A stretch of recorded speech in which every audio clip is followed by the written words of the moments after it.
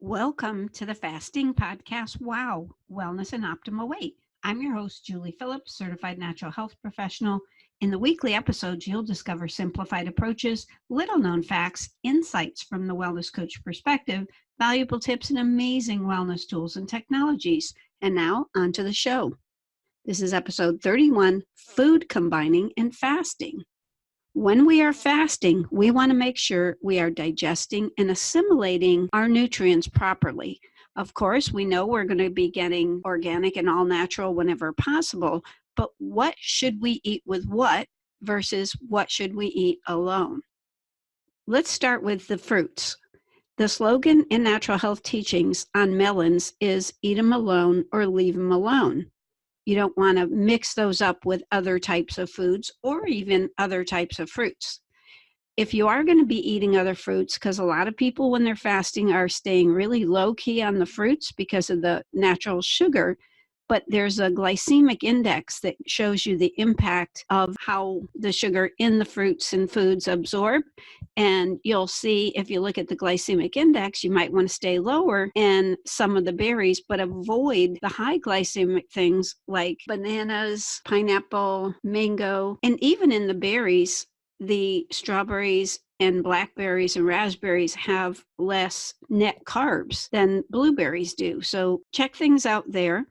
A lot of people will want to do an empty stomach when they're eating fruits. Why? Because if you eat fruit on an empty stomach, it goes right down, passes through the empty stomach, quickly gets into the small intestine where it's broken down and absorbed for nutrients very quickly. And in 30 to 45 minutes, you now can go ahead and eat other foods.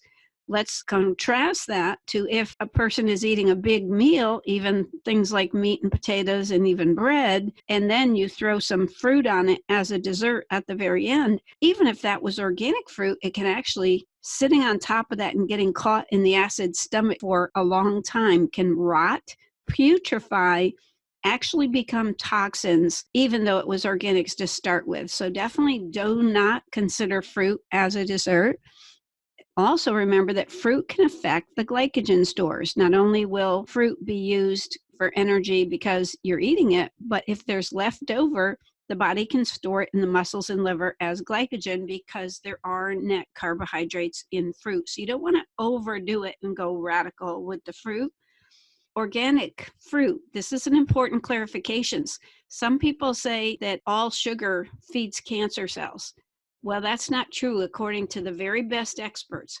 Organic fruit has the good left spin sugars like God made, and it's the bad right spin sugars with the genetically modified and the fake sugars that actually feed the cancer cells per the experts. And that includes something like white bread, which is refined and by human beings and breaks down into a bad right spin sugar. So just for that clarification, fruit is not as bad as the man-made or man-affected sugars. Let's talk about proteins with carbs. Well, believe it or not, the best teachers on enzymes teach that the enzymes in the body that are injected to break down foods like carbohydrates and proteins, the pancreas is one of the body's mechanisms for inserting enzymes into the food cycle. And also for carbohydrates, some of the enzymes and something called tyalin, P-T-Y-A-L-I-N, is injected in the mouth. So when you combine protein and carbs together, the enzyme action can conflict according to the gurus. And typically when you're eating carbohydrates, they're usually void of enzymes anyway, as are cooked proteins like meats.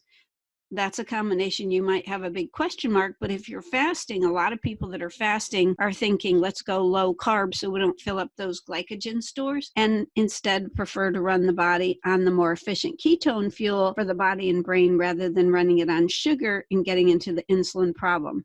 But there is taught by many teachers a potential conflict with proteins and carbs in the same meal.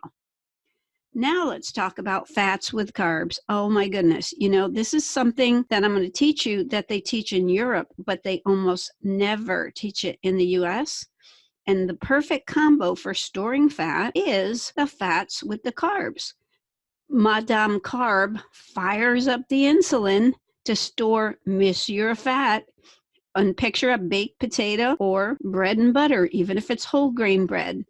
The carbohydrates kick up the insulin, which now is the key that unlocks the fat cells and stores the excess carbs and the fat in that combination right inside the fat cells. So this is the perfect combination for storing fat, which not many of us want to do.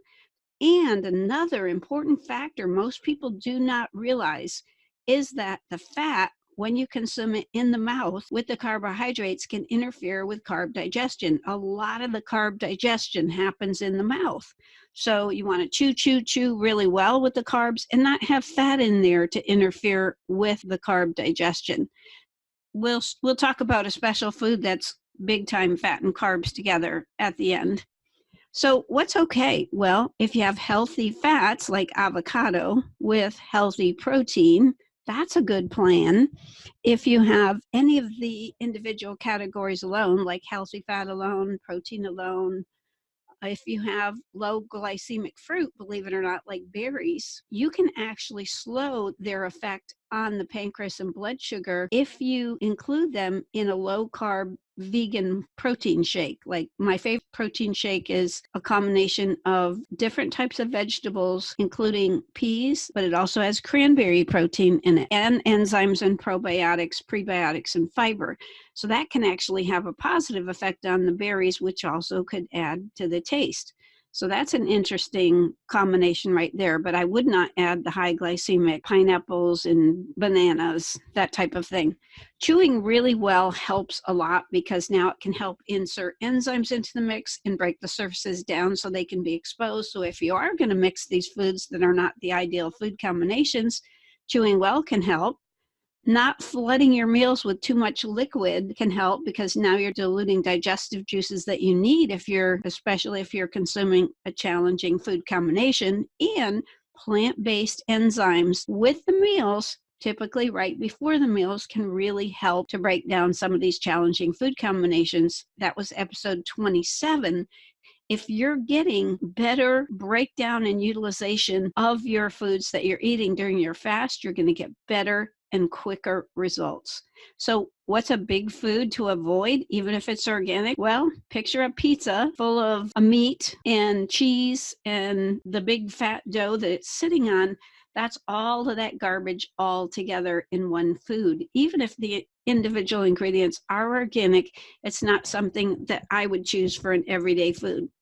That concludes this episode. Possible next steps: watch future episodes every week and previous ones referring others, and check out our website, www.thefastingpodcastwow.com, our lifeboatdoctors.com, and hope that you give us a good review, whether you're an iTunes or a YouTuber, and hope you subscribe.